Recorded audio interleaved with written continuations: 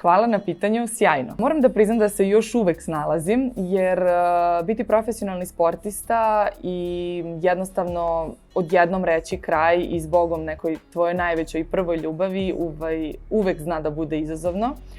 Ali sada, iz ove pozicije, iz ove perspektive mogu da kažem da sam sjajno, zato što sam negde na dobrom putu da stvarno živim svoje snove, a to je da ja budem ta osoba koja je meni bila potrebna tokom moje igračke karijere i pogotovo na tranziciji koja nije bila ni malo jednostavna.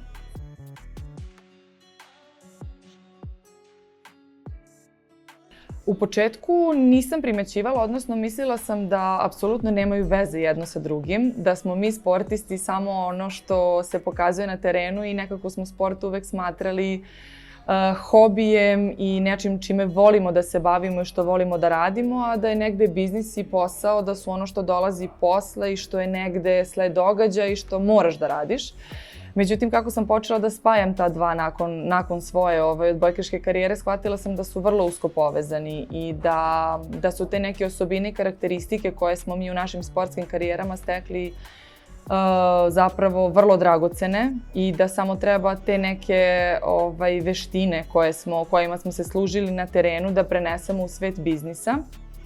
Tako da je negde paralela i sličnost vrlo, vrlo velika i meni je drago što mogu to danas da povežem na pravi način. Timski sport nas je naučio da postavljamo ciljeve, da budemo dobri timski igrači, da budemo spremni na rizik i da uvek idemo napred bez obzira na to koliki su ti rizici i da li će neko verovati u nas ili ne. Jer pre svega verujemo sami u sebe, a onda to prenosimo i na cijelu ekipu.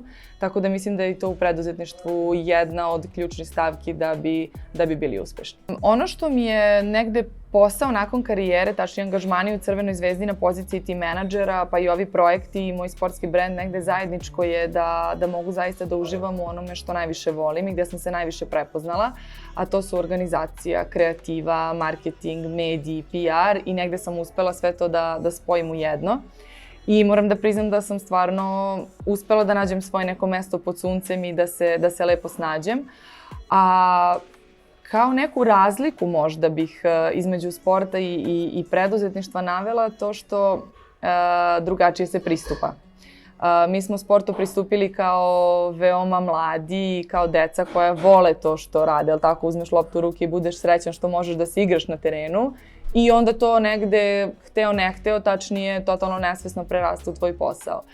Nakon karijere sam od sebe očekuješ i naravno okolina od tebe očekuje da negde započneš nešto svoje, da budeš preduzetnik, da uđeš u svet biznisa i tu je nešto gde stvarno mora mnogo da se uči. I ono negde što je meni najteže palo je da ponekad moraš da ostaviš emocije po strani i da to gledaš samo kroz prizmu biznisa, uspeha i nekih saradnji, dok je zaista sport nešto mnogo drugačije i mislim da je tu negde naša glavna karakteristika bila emocija.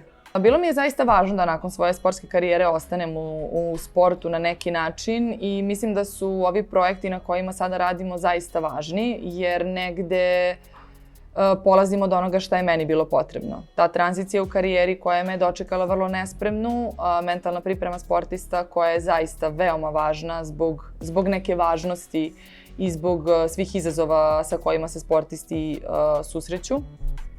I moj brend garderobe koji je opet nastao iz neke moje lične potrebe. Tako da kada sve zajedno sumiramo, to su sve projekti i neke predivne stvari koje radim iz svog ličnog ugla, a onda sam videla da je zaista odziv i reakcija fantastična i negde mi je želja da samo nastavim sa tim i da onako izađemo u pravom svetlu sa projektima.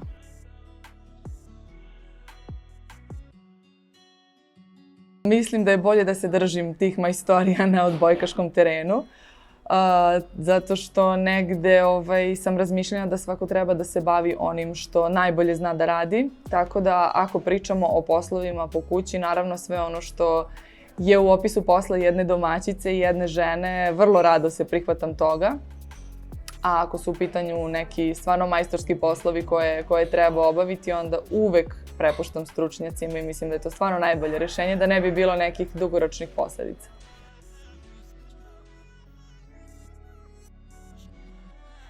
Majstori ako pričamo o majstorima na terenu. Što se ženske odbojke tiče, neprikosnovena jedna jedina Tijana Bošković, devojka koja je od same i rane mladosti pokazala da će da bude najbolji igrač na svetu i da će da bude veliki oslonac svojim saigračicama. A što se tiče muške odbojke, to bi bio jedan jedini Nikola Grbić koji je svojim majstorijama baš i bravurama vodio ekipu na najbolji mogući način do svih medalja i odličija zlatnih.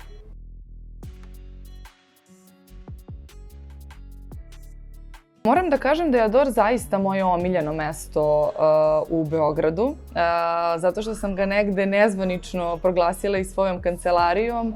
Ono što mogu da kažem da je meni jedna od najvažnijih stavki da je mesto nepušačko, ako pričamo o lokalima, a onda i ono čemu ja uvek težim i što jako volim, a to su neki ušuškani i cozy ambijenti, gde se ti u stvari osjećaš kao u tvojoj dnevnoj sobi. Jer mislim da ovde možeš da budeš opušten, možeš da budeš svoj, da se lepo osjećaš, naravno da popiješ dobru kafu. To je kod mene još jedna od važnih stavki i uz tu kafu jedeš najbolju čokoladu.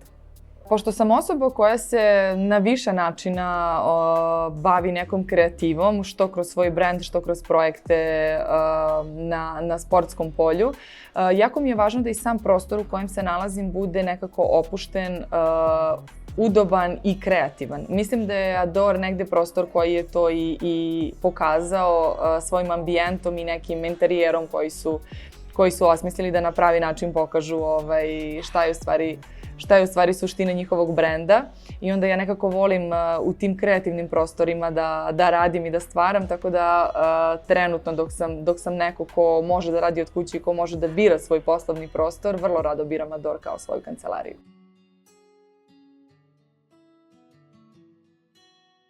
Osoba kojoj se uvek obraćam su roditelji, naravno, koje pitam za savet, a onda svakako, kao što sam već rekla, mislim da negde stručna lica treba da se bave tim pitanjem.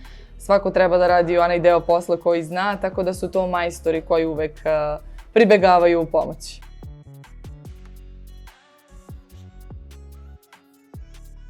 Pomalo sam upoznata, tačnije kao vaš korisnik, jer sam na svoju inicijativu, čim sam videla aplikaciju, skinula na telefon i počela sam da se upoznajem sa svim benefitima koje pruža. I stvarno moram da priznam da je to nešto što je na našem tržištu bilo izuzetno potrebno. Nekako uvek smo u deficitu za majstorima, za dobrim majstorima i onima uvek tražimo preporuku, uvek tražimo ko može da nam pošalje nekog svog, jel tako? A mislim da je to zaista nešto što je bilo preko potrebno da bi ljudi mogli u bilo kom delu dana da se oslone na ljude koji mogu da im reše problem u kući. Jer danas, kada svi negde živimo ubrzane živote, mislim da je jako bitno osloniti se na prave ljude koji mogu da vam reše neki problem koji se javi, da li očekivano ili neočekivano, kao što je meni, na primjer, problem sa bojlerom, tako da apelujem na Mostep da mi pošalje majstora da to rešimo. Šalu na stranu, mislim da radite stvarno sjajan posao i da ste za vrlo kratko vreme uspeli da napravite jednu sigurnost, odnosno da pružite jednu sigurnost vašim klijentima. Ono što ja mislim da je negde najvažnija, negde sigurnost pozivanja i u stvari oslonac na aplikaciju i na samu uslugu i definitivno stručnost ljudi koji će doći na vašu kućnu adresu.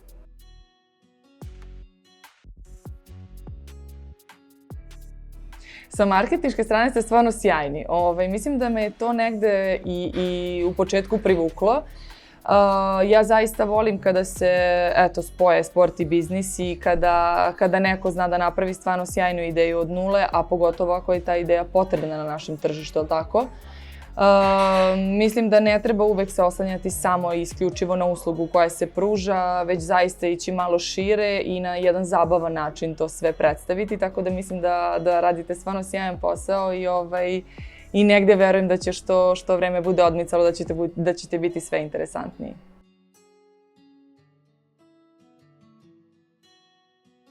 Vodoinstalater, moler, bravar, električar, keramičar. Ja mislim od jedne žene dosta. Da ste me pitali za kozmetičke preparate, ja bih lakše nabrojala. Ovako imamo Mo Step i opisat ću problem pa mi vi preporučite nekog.